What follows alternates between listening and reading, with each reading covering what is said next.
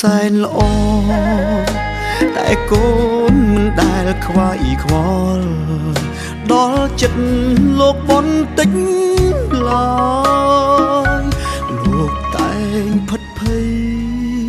រាល់ថ្ងៃពុំមានពេលស្បាយយំ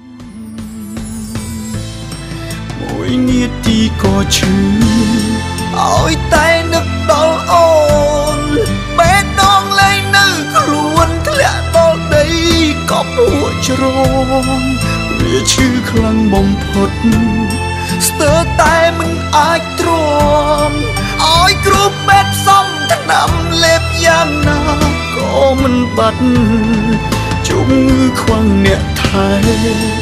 រស់បានយូរប៉ុណ្ណាដកដង្ហើមពេលណាហើយឈ្មោះអូនមិនចេះដាច់ចិត្តនឹកអូនមួយនេះវាក៏ដូចក្របខ្សាច់ប្រហែលអាចស្ទះស្លាប់ព្រោះមិនអាចប្រាប់ដល់អូន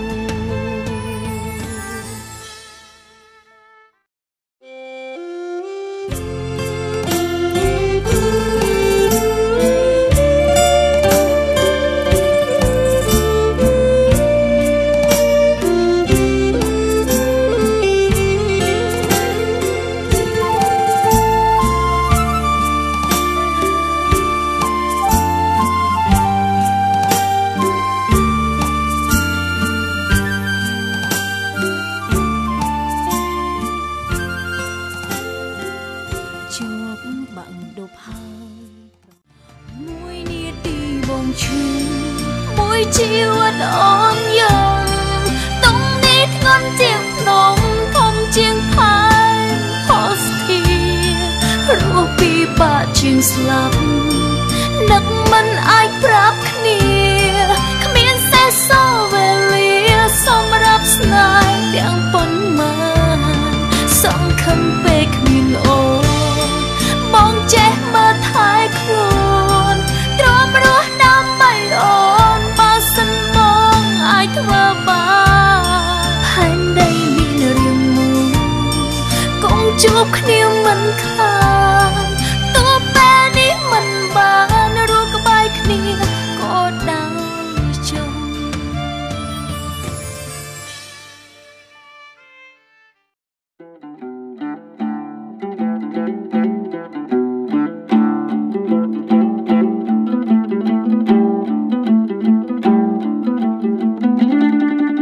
ហើយអើ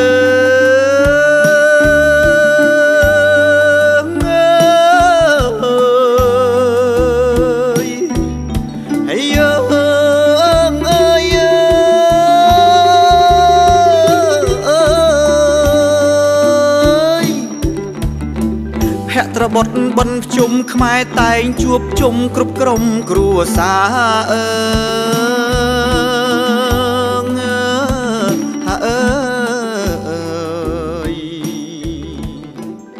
ប្រជាប្រុសស្រីគ្រប់អាត្មាចោលគេព្រោះតែបងដែលជាមនុស្សទៅមកក្រោយសូមត្រានត្រើយគិតម្ដងទៀតបានទេបើសិនគេជាមនុស្សល្អអូនក៏មិនដើរចោលស្នេហ៍បងព្រមថែបើគេបែបនឹងមែ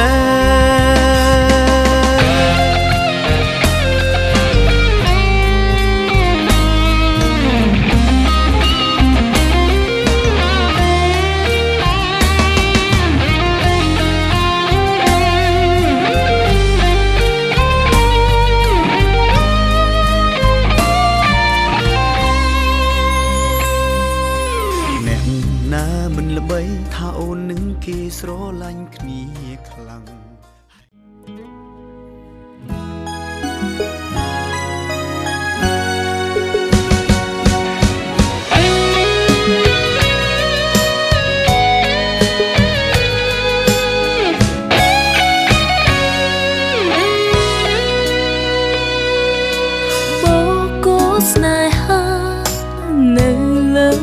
ហាជីវ៉ាសន្យានឹងស្រីស្មោះស្នេហ៍បូកគូស្នេហា